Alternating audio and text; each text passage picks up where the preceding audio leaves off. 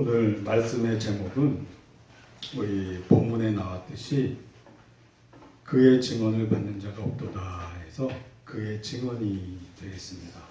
우리 예수님 믿는 사람들은 매 주일을 주님의 부활을 기념하여 교회 나와서 예배드리죠. 어느 날 문득 그런 생각이 들 수 있어요. 나는 매일 삼시세끼 똑같은 밥 먹는 게 지겨워. 나는 매일 똑같이 삼시세끼 밥 먹는 게 지겨워. 그리고 금식을 시작했다 쳐봐요. 얼마나 버티겠습니까? 예. 뭐 성경에서는 보통 40일까지는 금식을 얘기하고 있는데 계속 안 먹다 보면은 육신을 갖고 있기 때문에 우리가 견디지 못하고 지쳐 쓰러질 겁니다. 우리 주일마다 드리는 이 주일 예배 말씀은 우리가 믿음 생활이 오래된 분들은 특히 매너리즘에 빠질 수가 있어요. 내가 예수님 믿은 지 뭐 10년, 20년 혹 누군가는 태어나면서부터 믿으신 분들도 있을 수 있어요. 매일 전하는 말씀 패턴도 유사하고 찬송도 비슷하고 말씀도 똑같은 것 같고 이미 나는 예수님에 대해서 잘 알고 있는데 무슨 예수님의 말씀을 또 저렇게 하고 있나? 이렇게 생각이 들 수도 있어요. 그런데 그것이 우리에게 끊기는 순간 육신의 밥을 먹지 않았을 때 우리가 약해지는 것처럼 우리의 영적인 생활도 나도 모르는 사이에 연약해져요. 그래서 지금 우리는 너무나도 예수님 믿기에 좋은 환경 속에 살다 보니까 이 주일날 이렇게 예배드리는 것에 대한 가치를 잘 몰라요. 근데 당장 북한만 해도 목숨을 걸고 지하교회에서 예배를 드린단 말이에요. 그러다가 자칫 발각이라도 되면 최소한 뭐 정치범 수용소 내지는 사형에 처해질 수 있단 말이죠. 과거에 그 어떤 일가족이 땅굴 속에서 예배드리다가 공사 중에 발각이 됐대요. 뭐 포크레인인가 뭔가를 이렇게 밀고 가다가 동굴이 발견됐는데 그 안에서 일가족이 예배드리던 게 발견이 된 거예요. 그래서 그들이 나와서 그들을 다 끌어내서 포크레인으로 그냥 깔아서 죽였어요. 너 예수님 안 믿으면 살려줄게. 부인하면 살려줄게. 모두 부인 안 하고 그냥 포크레인에 깔려 죽었다고 해요. 특히 어머니가 자식한테 한 말이 참 감동적인데 예수님 잘 믿고 끝까지 부인하지 말고 우리 천국에서 다시 만나자. 자기 자녀한테 그렇게 당부를 하셨다고 그래요. 그러니까 그러한 것을 보더라도 지금 우리가 이렇게 주일날 교회에 와서 코로나 때문에 잠깐 비슷한 경험은 했어요. 막 보이는 거에 대한 부담감을 조금 느끼긴 했어요. 하지만 그 정도로 심한 지금 방해는 없단 말이에요. 아직까지. 그래서 우리가 어떠한 예배를 드릴지라도 나와서 주님을 찬송하고 말씀 듣고 기도할 수 있다는 이 자체에 대해서 정말 감사함으로 막 너무너무 행복이 겨울 때 막 부들부들 떨잖아요. 누군가는 기쁨의 눈물도 흘리잖아요. 그런 마음 자세로 예배에 임해야 되지 않을까. 삼시세끼 밥 먹을 때마다 그렇게 감사함을 못 느끼지만 금식기도 하고 나서 밥 먹을 때, 첫 술 뜰 때 얼마나 감사하면서 첫 술을 떠요. 뭐 보호식 한다고 죽을 끓여서 먹기도 하지만 금식을 한 이후에 첫 식사는 정말 감사가 풍성한 식사잖아요. 그래서 우리가 정말 주님이 이런 기회를 주실 때 최대한 기쁘고 행복하게 오직 주님만 바라보면서 드려지는 그런 예배가 되기를 축원합니다. 아멘. 할렐루야. 할렐루야. 32절에 그가 친히 보고 들은 것을 증언하되, 그는 예수 그리스도죠. 그의 증언을 받는 자가 없도다. 그의 증언을 받는 자가 없도다. 그럼 일단 그의 증언에 대해서 얘기하기 전에 지난 시간에 말씀드렸던 핵심적인 말씀에 대한 복습을 한마디 하고 넘어가겠습니다. 우리는 그 열매를 통해서 그 실체를 분별한다고 해요. 그래서 우리도 우리 삶에 사랑의 열매가 맺혀지지 않으면 우리가 주님 앞에 온전히 주님을 따르고 있지 못하다는 증거가 됩니다. 그래서 항상 우리는 우리 예수 그리스도의 성품인 고린도전서 13장 4절에서 7절 말씀이 우리 삶에서 나타나야 된다. 그래서 한번 제가 빨리 읽고 넘어가도록 하겠습니다.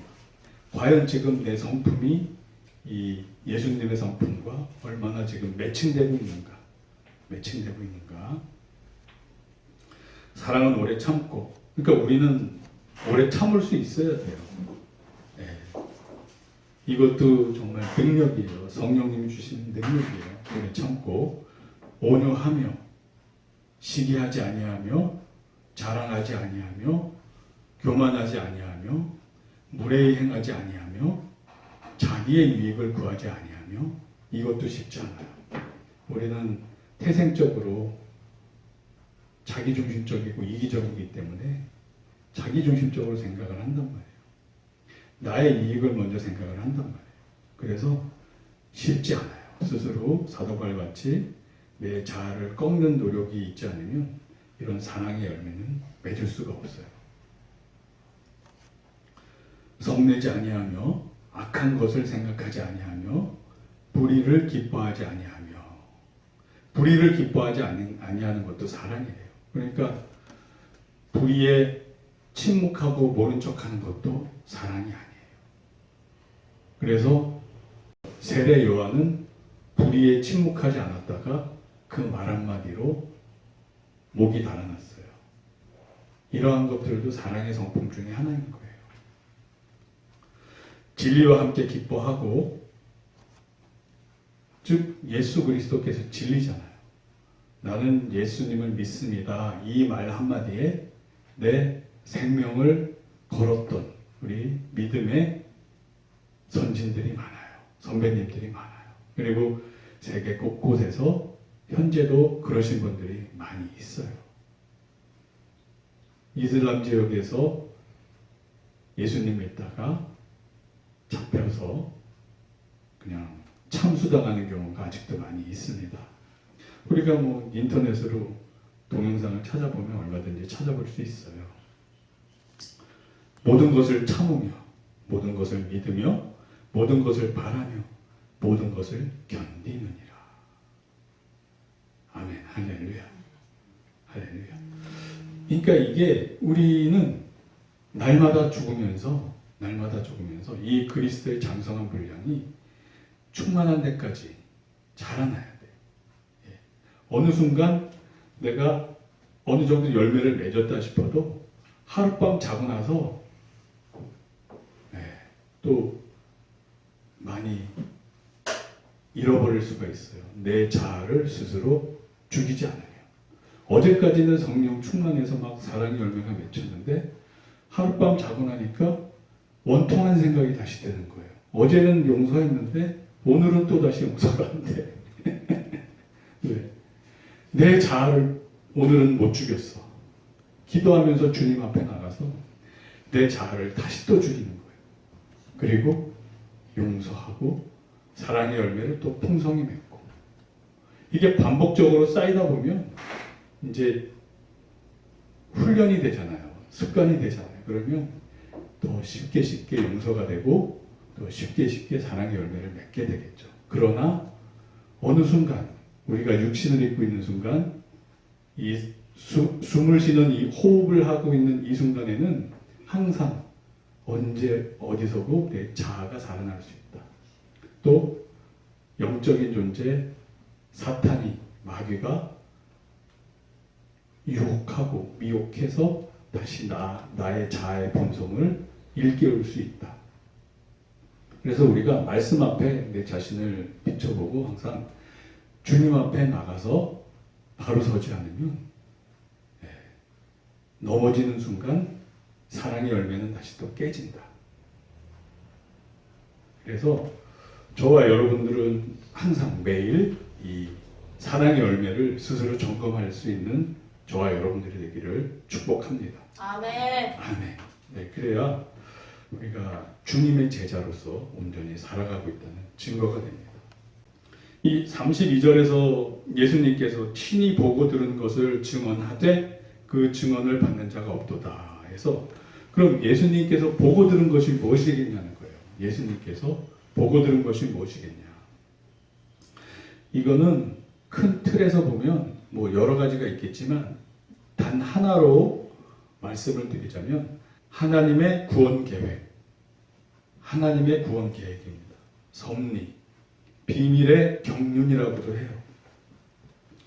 그 사도 바울이 이제 예수님의 그 비밀의 경륜에 대해서 깨닫게 됐잖아요. 그래서 이방인들에게 그들을 깨우치기 위해서 막 세계 곳곳을 목숨을 걸고 다녔단 말이에요. 그러면서 에베소서 3장 9절에 뭐라고 얘기를 하냐면, 사도 바울이 영원부터 만물을 창조하신 하나님 속에 감추어졌던 비밀의 경륜이 어떠한 것을 드러내게 하려 하심이라. 그러니까 자기가 이렇게 주님한테, 예수님한테 부르심 받아서 세계 곳곳을 다니게 된 이유는 하나님 속에 감추어졌던 비밀의 경륜이 어떠한지를 깨닫게 해주기 위해서요. 이 비밀의 경륜이 뭐겠어요? 우리가 죄인이라 우리 스스로 구원받을 수 없기에 하나님 본체께서, 하나님 아들 되시는 분이 이 땅에 오셔서 우리의 죄를 대신 지시고 십자가에 못 박혀 죽으시고, 우리가 그분을 믿으면 우리의 죄는 사함받아 칭의받아 구원받을 수 있게 되는 이 구원의 계획, 이 구원의 계획, 하늘에서 이루어진 뜻이에요. 이것이 하늘에서 이루어진 계획이었어요. 이것이 예수님을 통해서 이 땅에서 이루어진 겁니다. 아멘. 아멘. 아멘이요. 이것이 바로 비밀의 경륜이에요. 하나님의 경륜, 하나님의 경영, 하나님의 구원 계획인 거예요.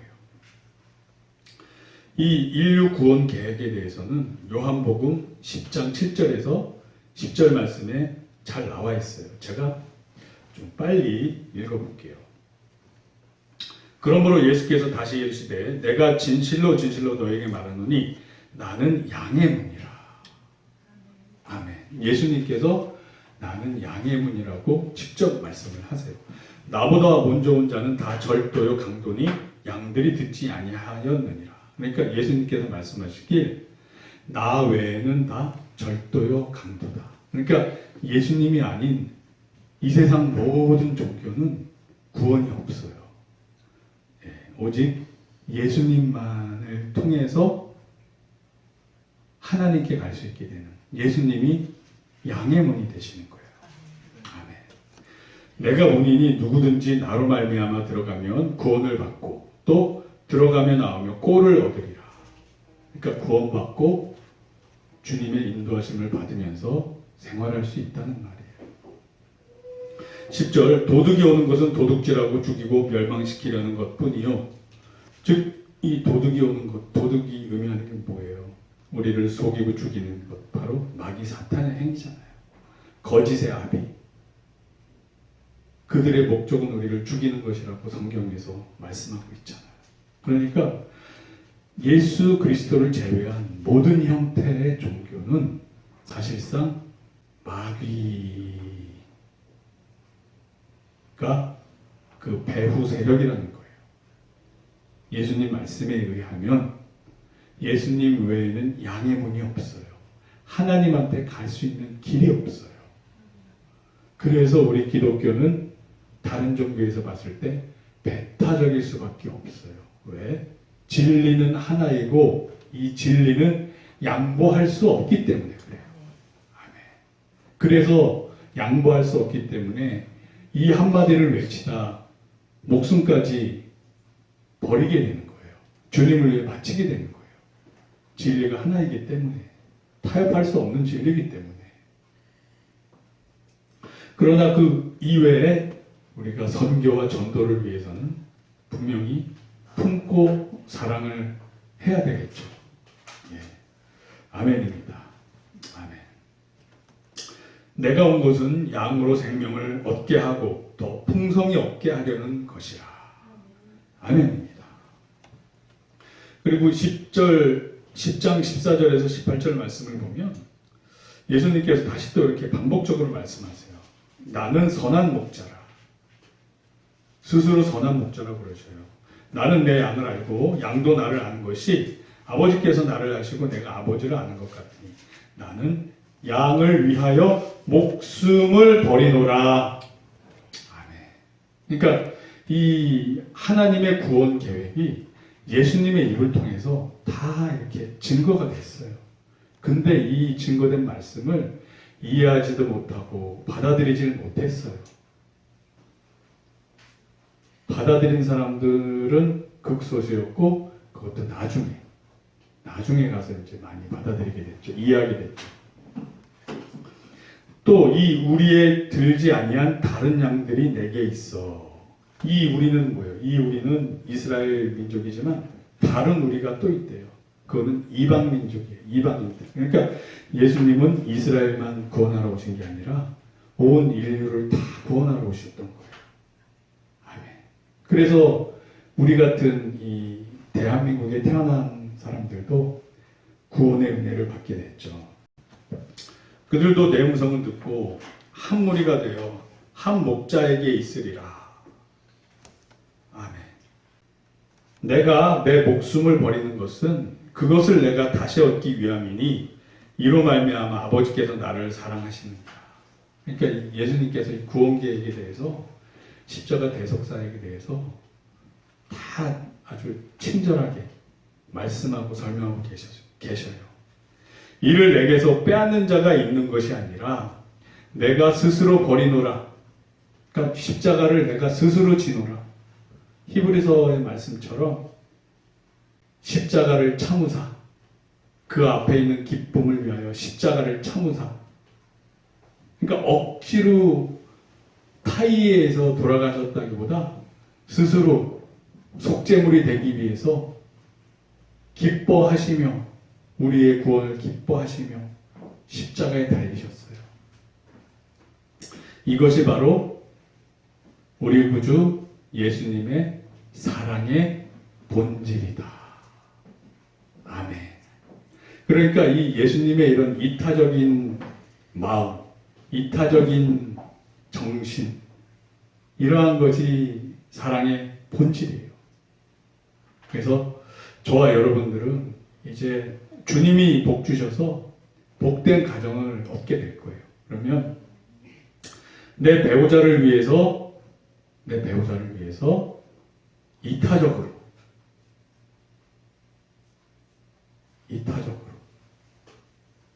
목숨까지 버릴 수 있는 사랑을 해야 된다. 아멘. 아멘.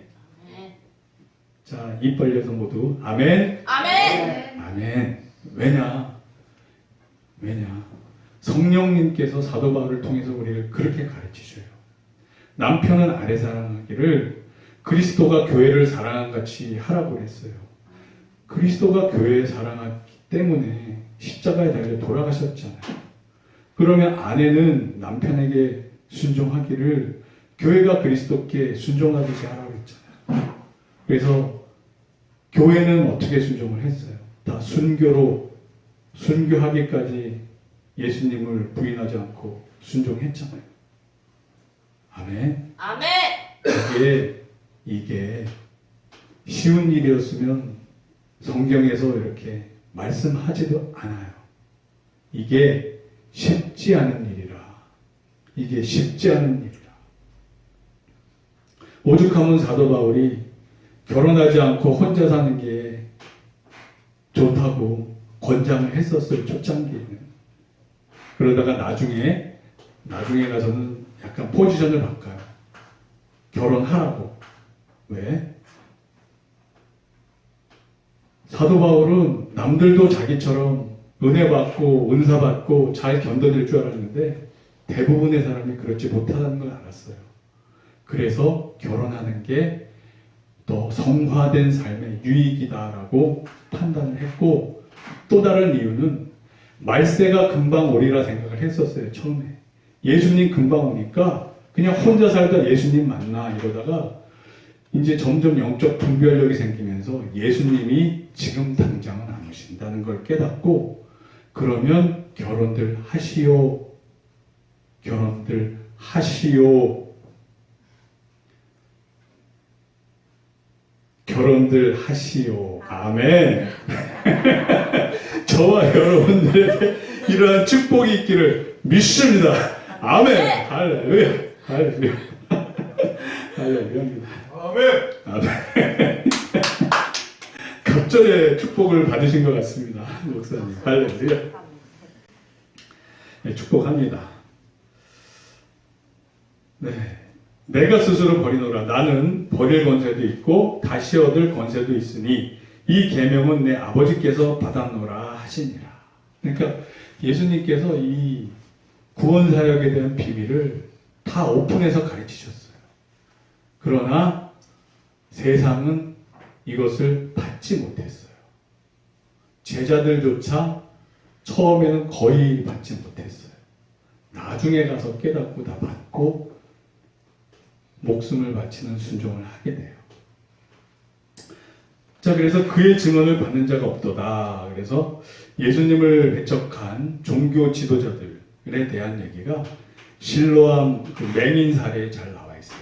바리새인들이 막 이때 예수님을 배척을 하는 내용이 나오는데, 요한복음 9장 28절에서 29절 말씀을 보면 그들이 욕하여 이르되 너는 그의 제자이나, 즉 맹인, 눈뜬 맹인에게 이렇게 얘기를 해요. 너는 그의 제자이나 우리는 모세의 제자라. 하나님이 모세에게는 말씀하신 줄을 우리가 알거니와 이 사람은 어디서 왔는지 알지 못하노라. 그러면서 이 사람, 즉 예수 그리스도를 죄인이라고 말하면서 죄인 취급해요. 당시의 종교 지도자들, 바리새인들이 그랬어요. 그러니까 예수님을 받아들이지 않은 거예요. 예수님을 받아들이지도 않았고 예수님이 말씀하신 이 비밀의 경륜도 당연히 받아들이지 않죠. 이 자가 어디서 왔는지 알지 못하노라 하고 전혀 인정하지 않았어요. 뭐 니고데모 같이 정말 은혜 받은 사람, 바리새인이었지만 예수님을 인정하고 받아들인 몇몇을 제외하고는 받아들인 사람이 없었어요. 그리고 예수님의 제자들도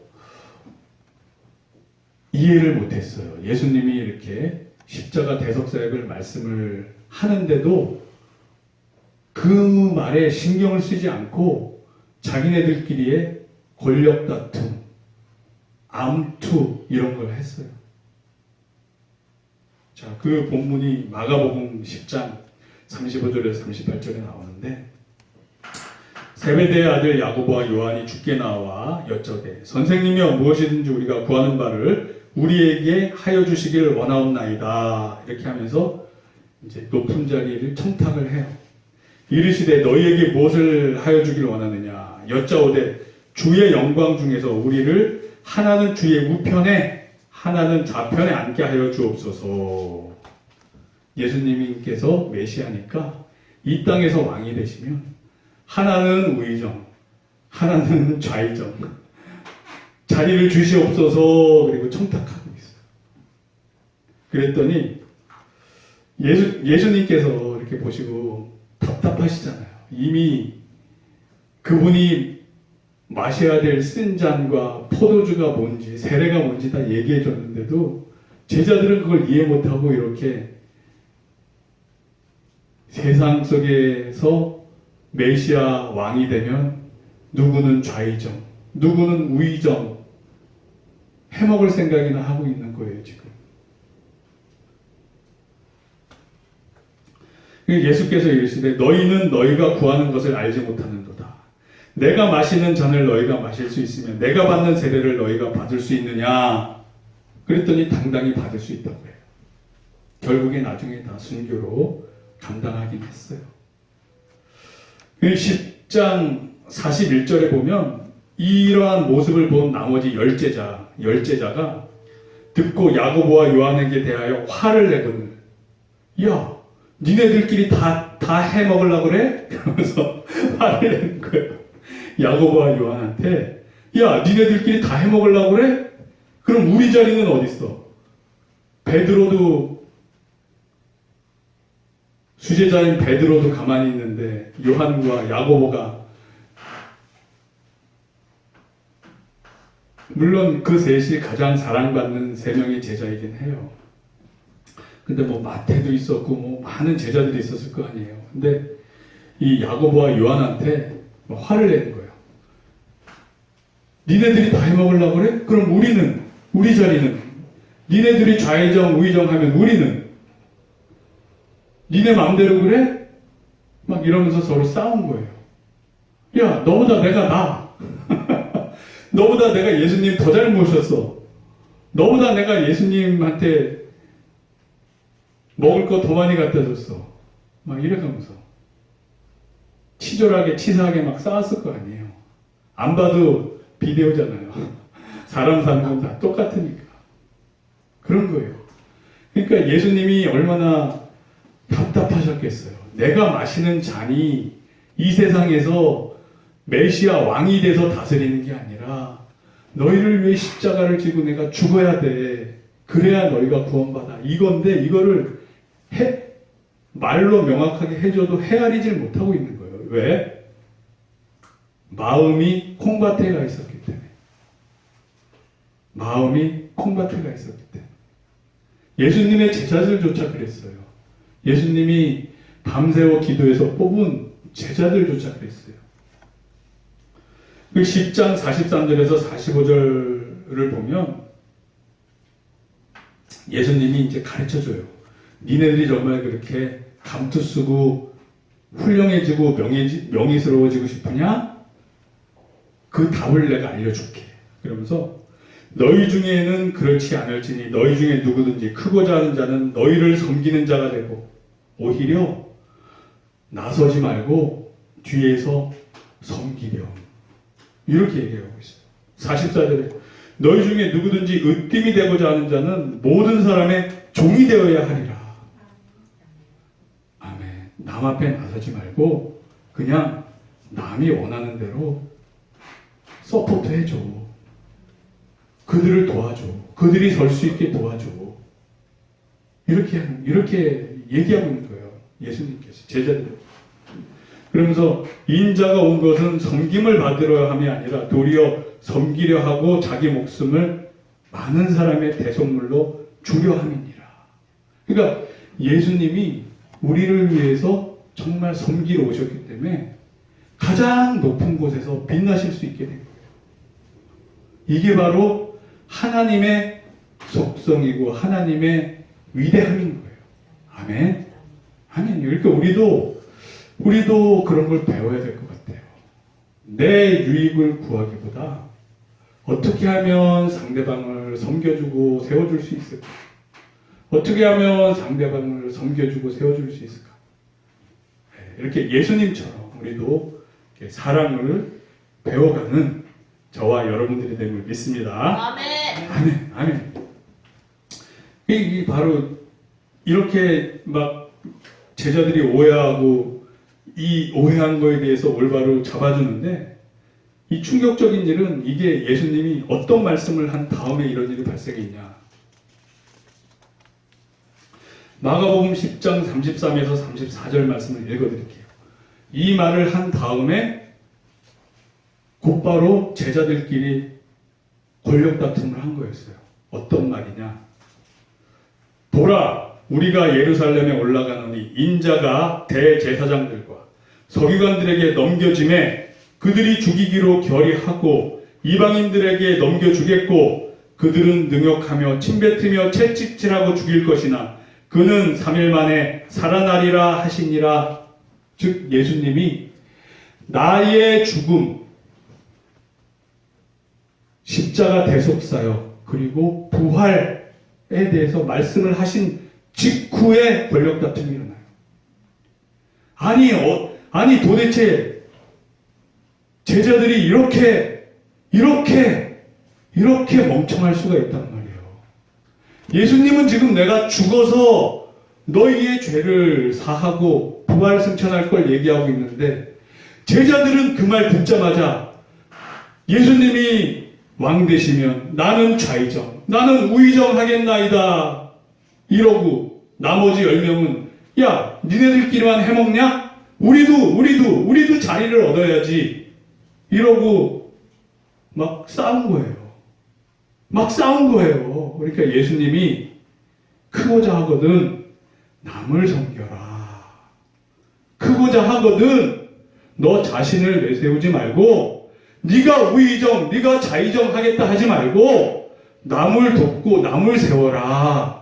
이렇게 말씀하고 있는 거예요.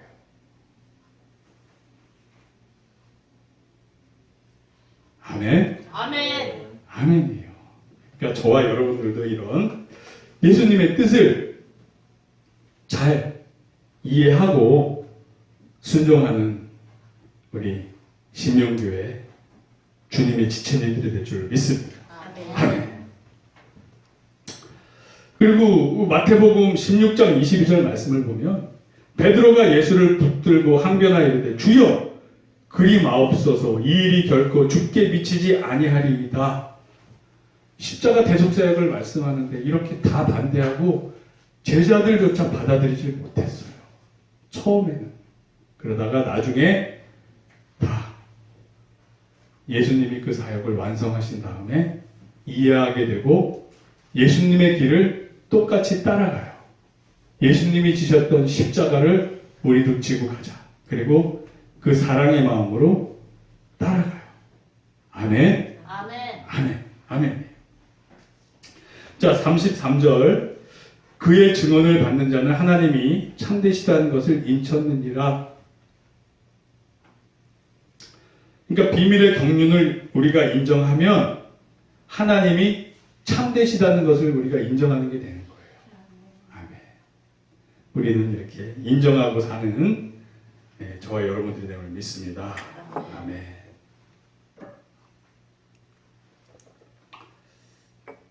그리고 이 비밀의 경륜 외에 또 예수님께서 이 땅에 오셔서 우리가 좀 깨우치기를 바라고 말씀하셨던 내용이 있어요. 그게 뭐냐 하면 율법과 사랑의 관계예요. 율법과 사랑의 관계에 대해서 말씀하셨는데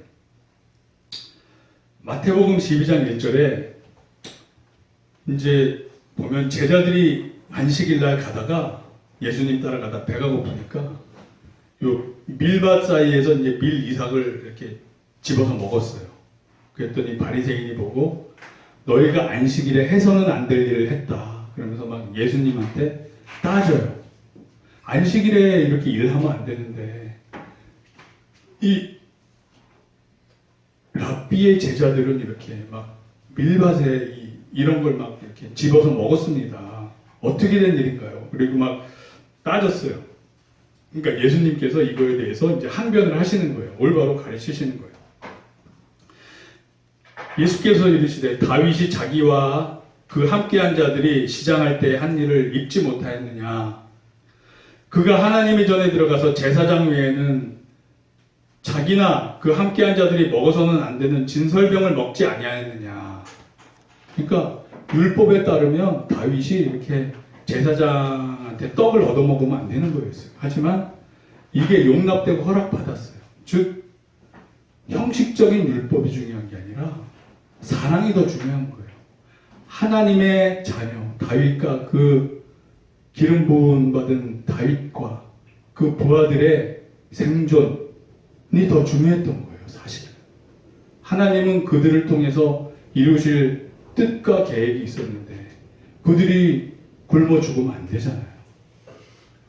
율법에서 이 떡은 제사장만 먹으라 했지만 그거보다 더 중요한 거는 주님의 자녀들이 그 떡을 먹고 사는 게 더 하나님 뜻에 합당하다는 거였어요.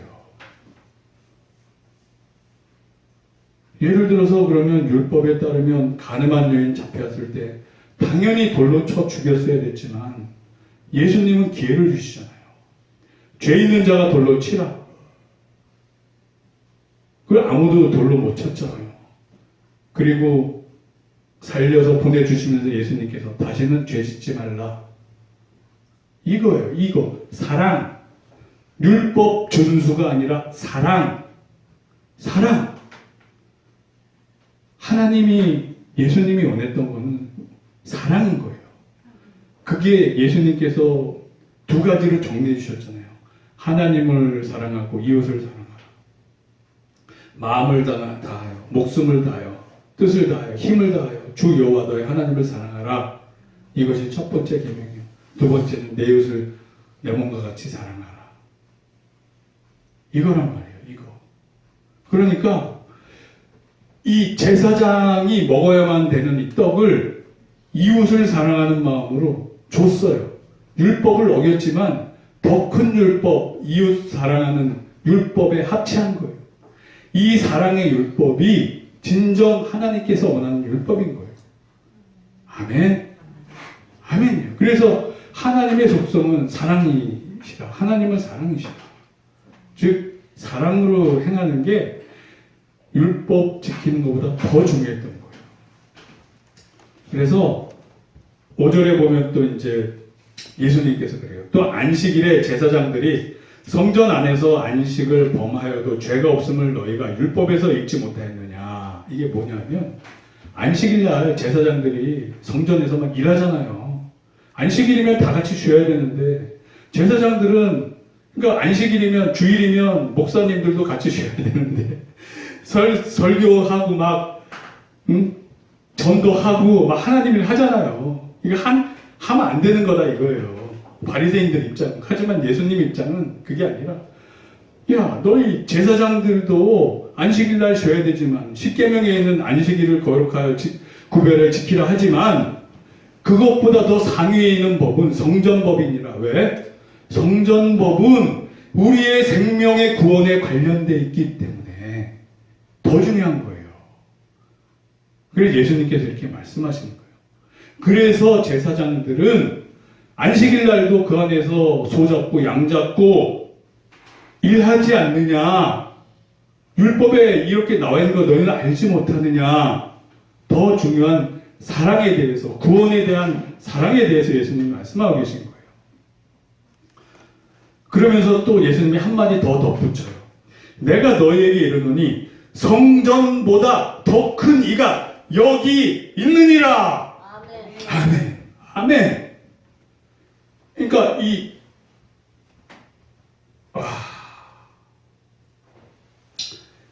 이 안식일법보다 더 중요한 게 성전법인데 이 성전법보다도 더 중요한 거, 우선되는 거는 예수 그리스도 내가 하나님의 본체니라. 내가 율법도 만들고 내가 선악도 내가 분별하고 내 판단에 모든 선악과 율법이 달려있느니라. 이렇게 말씀하고 계십니다. 아멘. 아멘. 그래서 예수님 뜻에 합당하게 사는 게 예수님이 우리에게 베풀어 주신 사랑을 베풀면서 사는 게 모든 율법에 앞서는 거예요.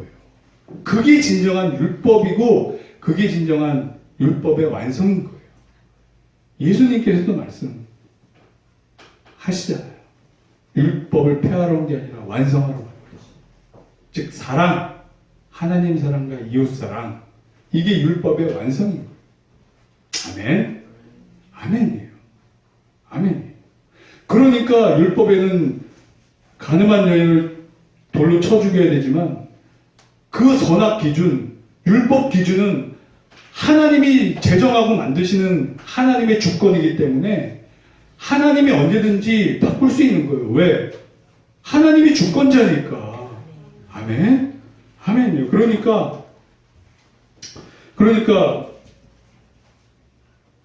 마태복음 12장 7절에서 8절에 뭐라고 말씀하시냐면 나는 자비를 원하고 즉 사랑을 원하고 제사를 원하지 아니하노라 하신 뜻을 너희가 알았더라면 무죄한 죄를 정죄하지 아니하였으리라. 즉 이 밀밭에서 밀을 따먹은 사람들이 죄가 없어. 너네들이 말하는 율법 그게 중요한 게 아니야. 이 사람들이 지금 배고파서 이 밀을 따먹는 게 더 중요한 거야. 이 사랑의 율법으로 죄 없다고 하세요. 예수님이 죄 없다고 하면 죄 없는 거예요. 왜? 그분이 주권자니까. 그분이 주권자니까. 인자는 안식일의 주인이니라 하시니라. 아멘. 안식일은 누굴 위해서 지키는 거예요? 하나님의 천지 창조를 기념하기 위해서 지키는 거란 말이에요. 하나님을 위해서 지키는 거란 말이에요. 그런데 예수님께서 내가 안식일의 주인이래요. 내가 하나님이다. 내가 하나님이다. 모든 율법과 모든 선악의 기준은 나로 말미암는. 아멘. 아멘. 아멘인 거예요. 아멘인 거예요. 그래서 은혜가 있어요. 우리는 율법 다 못 지켜도 예수님 믿고 예수님이 보내주신 성령님과 동행할 때 우리는 그냥 율법이 지켜지는 거예요. 예수님이 우리 다 죄사해 주셨어요. 그렇다고 우리가 일부러 막 성령님이 충만한데 죄지러 다니겠어요? 아니잖아요. 성령님 인도하심에 순종하고 따라가면 죄 안 짓는 주님의 뜻에 합한 삶을 점점 살아간단 말이에요. 혹시라도 연약해서 육신이 연약해서 실족해 넘어졌어도 주님 앞에 또 나와서 자복하고 회개하고 그럼 또 죄사함 받고 70번씩 7번이라도 죄 용서해 주라고 예수님이 말씀하셨잖아요. 예수님은 본인이 하신 말씀을 본인이 적용해서 다 하셔요. 원수까지 사랑하라 하셨으면 본인이 십자가에서 원수까지 다 사랑하셨잖아요. 저들의 죄를 사하여 주옵소서. 저들이 하는 일을 알지 못하나이다. 그러면 70번씩 우리가 어느 누군가에게 칠칠이 사실 490번 가서 용서받을 일을 우리가 하겠어요? 누군가 한 사람에게? 아니란 말이에요. 아니에요. 우리가 살면서 그 누군가에게 한 3번 정도 반복적으로 용서할 일도 거의 없어요. 한 번만 용서해도 족할 일이에요, 사실. 그런데 이렇게 490번씩 용서라는 뜻은 내가 너희를 무한히 용서하리라. 나에게만 나오렴. 나에게만 나오렴. 나에게만 나오렴. 돌아오라. 돌아오라. 내 아들아. 내 딸아. 용서해 줄게. 언제든지 얼마든지 무엇이든지 용서해 줄게. 아멘. 이게 하나님의 마음이고 예수님의 마음이고 성령 충만한 우리들의 마음이어야 해요. 아멘. 아멘입니다. 아멘. 할렐루야. 할렐루야.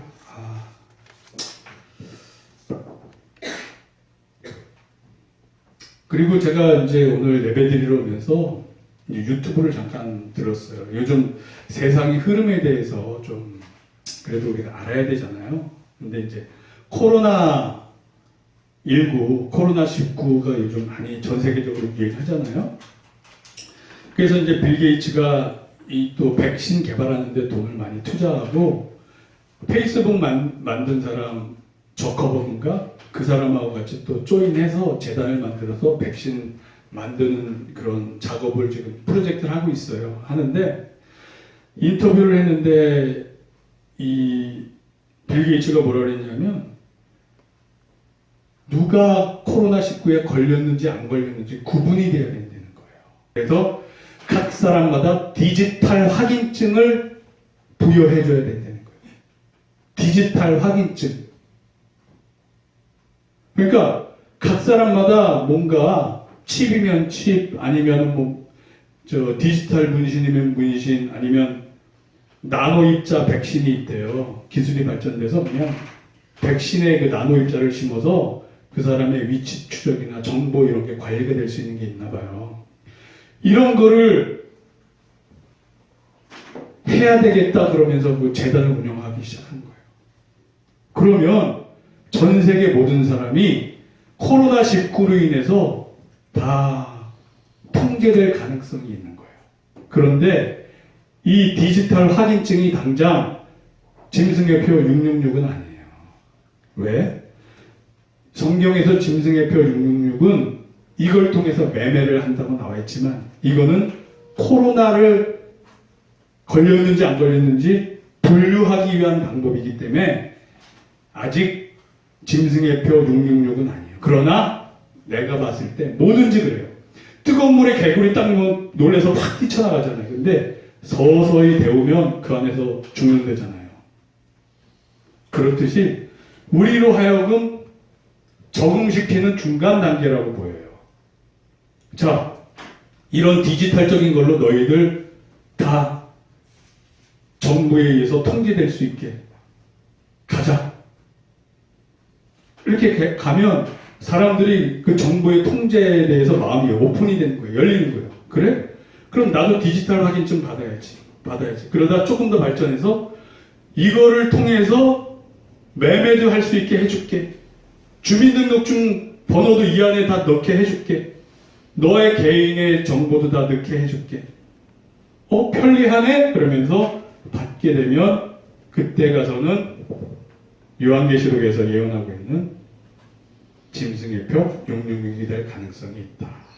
그러니까 기술적으로는 어느 정도 많이 접근해 가고 있고 분위기도 많이 그렇게 코로나19로 인해서 가고 있는 것 같아요. 그러니까 그런데 믿음이 없는 사람들은 이런 말 들으면 무서워하고 두려움에 떨어요. 아이고. 그러나 예수님은 뭐 평강의 왕, 성령님이 우리 안에 있으면 하나님 나라는 먹는 것과 마시는 것이 아니에요. 오직 성령님 안에 있는 의와 평강과 희락이에요. 그러니까 예수님을 믿으면 이런 게 우스워요. 그래봤자지. 니네가 뭘 하겠어. 죽음도 사망이나 적신이나 그 뭐 또 우리를 그리스도께 끊을 수 없느니라. 사도 바울의 고백이잖아요. 아무리 니네들이 그렇게 하면 뭐해. 우리가 우리 믿음 지키고 그러다가 진짜 순교 시점에 천국 가면 되는 거지. 너네들은 결국 다 하나님한테 심판받고 불못에 떨어지게 돼 있어. 아멘.